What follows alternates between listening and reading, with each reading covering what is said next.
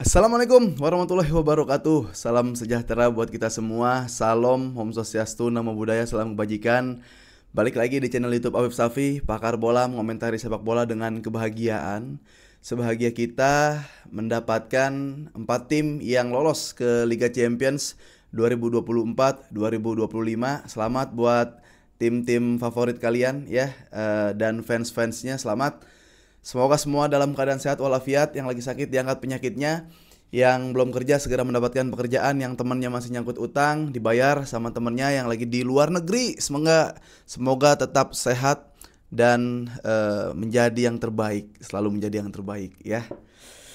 Masih di suasana yang sangat menyenangkan. Gua nggak cuma seneng nonton kemurnian, keasrian Liga Champions yang sejauh ini dipimpin oleh wasit yang jujur, tegas, dan berintegritas. Ya, karena wasit jujur, tegas, dan berintegritas, yang terlihat hanyalah kualitas. Jadi buat yang nggak ada kualitas, udah langsung aja melintas. Nah, dari tadi keren-keren mulu. Gua lagi kalau kata Wancoy. Nah, hari ini gua akan bahas ya, tentunya update seputar Liga Champions dan juga Barcelona. Ya, Barcelona peluangnya sebesar apa di Liga Champions. Dan gua mau ajak kalian berdiskusi. Buat kalian yang kemarin nih, yang bilang bahwa Barcelona kalah karena kecapean, ya, lu lihat jadwal nanti Barcelona, Celta Vigo, Madrid, Celta Vigo, Madrid La Liga, Inter, Madrid Copa del Rey, Inter. Nah, kalau alasan kalian kecapean sama dengan kalah dan main jelek, itu kan udah pasti capek. Udah dong, kita udah tahu hasilnya, kalah dan main jelek. Iya gak? Jadi menurut gua kecapean memang salah satu faktor, cuma jangan dijadikan faktor yang utama. Ya. Kalau gue bilang ya lah bang, wajar bang rotasi kayak gitu, kecapean, wajar bang konsentrasi. Bener, kecapean bikin konsentrasi pecah. Cuma jangan digaris besari kalau kecapean sama dengan main jelek dan kalah. Lu lihat jadwalnya tuh ya, 3 hari main, 3 hari main, 3 hari main. Itu udah pasti capek. Apakah karena udah pasti capek sama dengan main jelek dan kalah? Kan enggak. Kita lihat rotasinya seperti apa nanti. Oke, kira-kira seperti itu yang akan gue bahas. Tapi absen-absen dulu teman-teman ya, dari seluruh Indonesia, dimanapun kalian berada, Sabang sampai Maroke, yang lagi di luar Indonesia, absen-absen. Semoga semua dalam keadaan sehat. Dan yang belum subscribe video ini ya, YouTube ini, silakan di subscribe biar gabung sama Karbol Mania yang lainnya. Karbol Mania udah pasti nonton, udah pasti militan, udah pasti nge-repost di TikTok, udah pasti nge-repost di story. Tapi buat kalian yang baru nonton dan ternyata suka kayaknya sama video-video yang genrenya kayak gua gini, silakan di subscribe biar kita teman makin banyak, silaturahmi. Ya nanti kita bakal ada activation lah, entah main bola bareng atau ketemuan, meet up, silaturahmi, ngobrolin bola off air gitu. Gampang, oke? Gue masih happy dengan yang pertama, sebelum ke Barcelona peluangnya seperti apa ya. Gue mau kasih tahu bahwa gue happy dengan kalian yang nonton video ini, terus atraktif komen, dan komennya lucu-lucu. Komennya lucu-lucu. Bentar, gue mau lihat dulu nih komen-komen di YouTube gue. Ya Allah, lucu-lucu banget karena gue bahas remontada kan. Akhirnya ada yang komen remontada, remote rusak. kok kok kok neken doang tapi nggak rhyme, tapi nggak nyambung itu brother. Itu neken doang tapi nggak nyambung. Remon dada masih mending gitu kan, Remon tabai masih mending. Remote rusak gak nyambung, tapi nggak apa-apa, gue seneng. Gue apresiasi kayak komen-komen di YouTube gue yang keren-keren kayak gitu ya, yang lucu-lucu, yang variatif. Gue bacain lagi nih komen-komen yang lucu-lucu nih ya. Guys, gue mau nanya dah sama kalian. Kalian tahu gak alasan Santiago Bernabeu ditutup? Nah, alasan Santiago Bernabeu ditutup nih, sebelum gue baca ya, lu capture, lu potong lagi di TikTok, lu sebarin ke teman-teman lu yang ngeselin. Kalau yang nggak ngeselin nggak usah. Nih gue kasih tahu ya. Jadi kan Madrid sebelum leg kedua itu mengajukan pikiran, mengajukan sesuatu ke FIFA bahwa dia pengen bermain ke FIFA atau UEFA gitu, main dengan stadion tertutup. Ya alasannya yang nggak dikasih tahu, tapi ya secara non teknis ada alasannya. Nih, alasan Santiago Bernabeu atapnya ditutup, gue tahu kenapa. Ya, alasan aslinya nih. Tadinya mungkin gue berpikir bahwa ditutupnya atap Santiago Bernabeu itu biar kedap suara, biar sorak-sorai supporter nyampe ke lapangan, mengganggu psikis pemain Arsenal, menghancurkan mental pemain Arsenal dengan mengintimidasi sehingga Real Madrid lolos, sehingga remontada terjadi dan Madrid lanjut ke semifinal. Tadinya gue berpikir alasan stadion atapnya ditutup itu.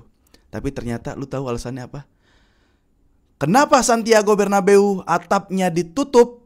Jawabannya adalah biar kalau banyak orang yang nangis di stadion suaranya nggak terdengar sampai luar. Dah, capture, potong lagi TikTok. Potong.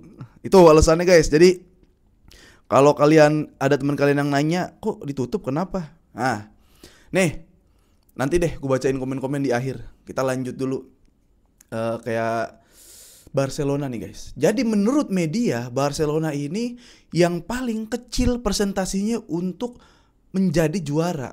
Paling gede Arsenal ya 27% apa. Terus Inter apa si PSG dulu gitu. Yang jelas Barcelona ada di peringkat paling bawah secara urutan media yang memiliki kans juara nih. Paling kecil. Gua sih ya, gua sendiri nggak apa-apa. 0% juga nggak apa-apa. Media bilang 0% nggak apa-apa. Barcelona minus 17% juga nggak apa-apa. Asik yang lain nggak apa-apa. Ya, nggak apa-apa. Tapi kalau gue tanggepin serius tentang media yang mengatakan hal seperti itu, buat berita seperti itu, gue ngerasa presentasi ini diambil ketika match terakhir, ya, bukan tentang data keseluruhan nih, pencapaian dari awal musim sampai sekarang, sampai sejauh ini.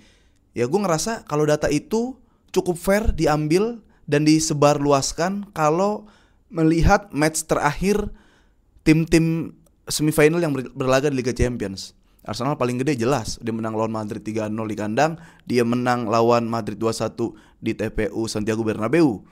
Ya, Paris Saint-Germain jelas mulus, dia ngalahin Liverpool. Kalau lawannya yang aneh-aneh melaju jauh, ya kita masih kayak bisalah, kayak apaan lu beruntung lawan lu cemen-cemen. Tapi Paris Saint-Germain ngelawan Liverpool, notabene masih di atas Liga Inggris tuh masih nomor 1 gitu. Setelah itu ada Inter Milan yang dengan energi berangkat, dengan emosional, kita balikin lagi Liga Champions ke tanah Italia. Wah, kita balikin lagi filosofi sepak bola Italia, walaupun Inter kayak nggak Catenaccio ya, cuma lawan Munchen belakang semua sih tetap ya. Semuanya pada punya kans. Barcelona habis sakit, habis era gelap, langsung sprint tanpa orang sakit, yang tanpa proses pemulihan, penyembuhan, sehat, dia langsung fit. Jadi buat gua, media yang mengatakan 21% Barcelona kans untuk menang Liga Champions paling kecil, itu gak apa-apa, biarin aja. Karena gua ngerasa itu diambil di match terakhir. Tapi kalau secara keseluruhan, Barcelona tim yang paling subur. Ya, sejauh ini mereka sudah mengukuhkan 82 atau 82 lebih gol. Dari lini depannya aja tuh, Rafinha, Yamal, dan Lewandowski. Ya, dia diisi memang pemain di bench nggak lengkap ya. Pemain cadangan Barcelona kalau masuk itu levelnya memang jauh. Tapi sejauh ini runtutannya masih bagus. Pergantiannya masih yang ya blunder-blunder rotasi di awal Hansi Flick masih bisa kita maafkan lah, karena presentasinya tuh cuman beberapa kali gitu. Tapi pergantian efektifnya gitu loh. Backbone-nya nggak diganti, backbone ditahan. Kalau ada yang backbone keluar tapi ada sisi lain buat nambel, itu selalu menjadi solusi-solusi. Jadi sejauh ini Barcelona tim tersubur. Bahkan ada rekor dari 2025 per Januari unbeaten Barcelona, walaupun patah sama Dortmund. Jadi kalau gue secara pribadi semuanya 25% bro. Ya, Inter 25%, Barcelona punya 25%, Paris Saint-Germain 25%, Arsenal 25%. Semuanya siapapun yang juara sebenarnya ya gue dulu siapa yang juara gue juga ikhlas gitu. Cuma ini bakal jadi perjalanan yang menarik Liga Champions 2025 ini. Gue menanti-nanti banget sih. Ya. Nanti-nanti banget. Barcelona yang kalah, kita flashback dulu ya, sama Benfica kalah, sama Inter kalah, diturunin kasta ke Europa League ya, ketemu lagi Benfica, menang lawan Benfica, waktu itu dibantai Munchen 8-2, susah banget menang lawan Munchen. Setelah itu balas Munchen dibantai, Munchennya gugur. Kayak semua lagi balik-balikin nih, dibalik-balikin nih.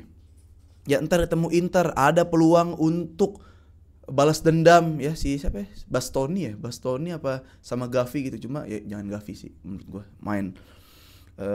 Ya jadi banyak, seru banget nih Liga Champions, asli seru ya. Nah sekarang apa yang harus dilakukan Barcelona? Kayak Christensen udah bisa main lagi, Araujo yang menjadi debatable banget, ini sebenarnya di step up apa enggak atau biasa aja gitu. Lini belakang ya, jadwal yang padat. Gue masih berpikir kayak ya kita kalau kalah kita nggak apa-apa kalah, tapi yang bener lah kalahnya gitu, cara mainnya yang bener tetap. Jadi kita kalah dalam keadaan yang tidak busuk gitu. Istilah kata tuh kita menang bermartabat, kalah terhormat, kalahnya terhormat. Nah itu kemarin memang Barcelona lawan Dortmund, gue ngerasa emang itu bukan permainan di Liga Champions sih, nggak layak ada di semifinal kalau kayak gitu. Ya gue diserang di X, dibilang kardus, terserah ya, ini pendapat gua ya, lu juga berhak berpendapat. Nah gimana nih sekarang Barcelona menjalani sisa akhir laga? Yang pertama silakan debat ya, kemarin lawan Dortmund adalah kecapean, rotasi, Pedri main setengah babak, main babak kedua. Apa bedanya sama Pedri main babak pertama gitu. Ya walaupun tetap pas Pedri main tapi kan kebobolan juga bang, cuman gue tetap ikhlas cara kebobolannya, ritme Barca udah kebentuk gitu. Dan yang paling debatable banget adalah Barcelona kecapean. Wajar lah, goblok. Gue digituin, kecapean tuh, makanya dirotasi. Kardus lu, buset. Sekarang ya itu gue nanya, apakah X-nya kecapean, Y-nya main jelek dan kalah? Kalau itu rumusnya, pertandingan ke depan capek banget. 3 match bertanding ya, Celta Vigo, Madrid, Inter, final Copa del Rey, Inter. Capek. Tapi apakah kalau X-nya kecapean, Y-nya main jelek dan kalah? Nah, pinter-pinter rotasi memang. Cuma bukan rotasi deh. Kalau menurut gua lebih pengen nggak ada kata rotasi awal. Backbone jangan diganti. Nggak ada kata buat kalah sekarang.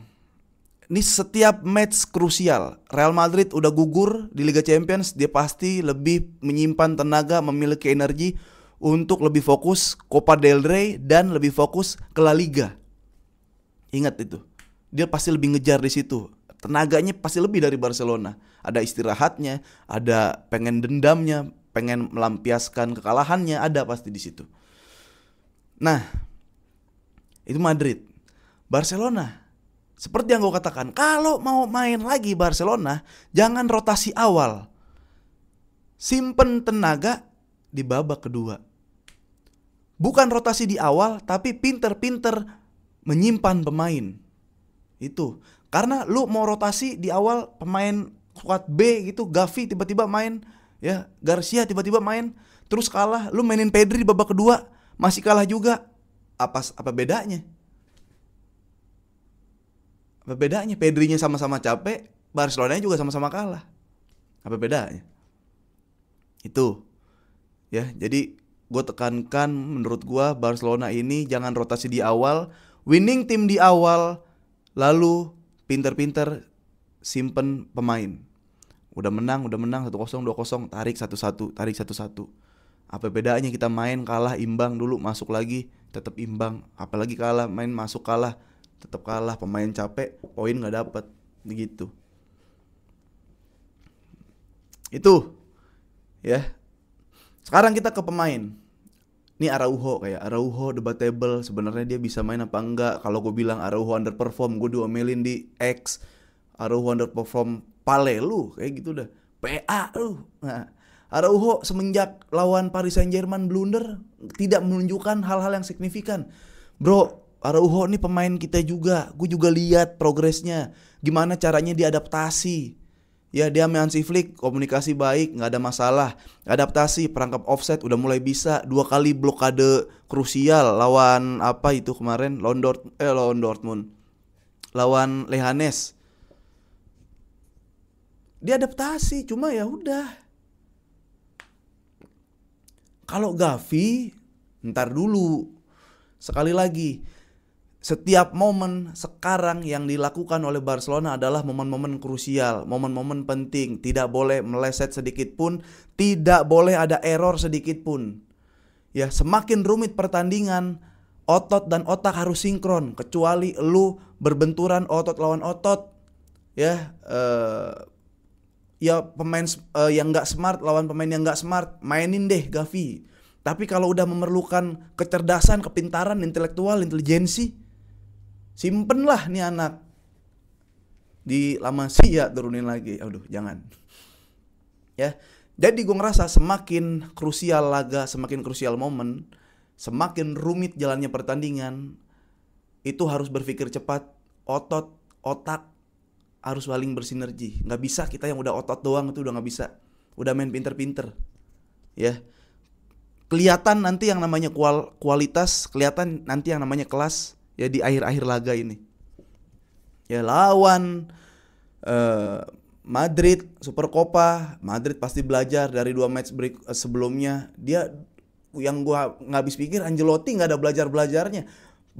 Di La Liga pertama 4-0 karena open play nyerang, karena ngerasa punya Mbappe, egonya pengen ngebantai, mati 4-0.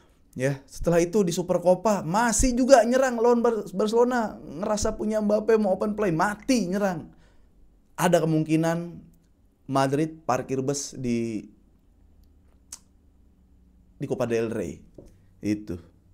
Ya, jadi sekali lagi sebelum gue closing, gue mau bacain dulu nih komen kalian yang gue happy sih ya, kayak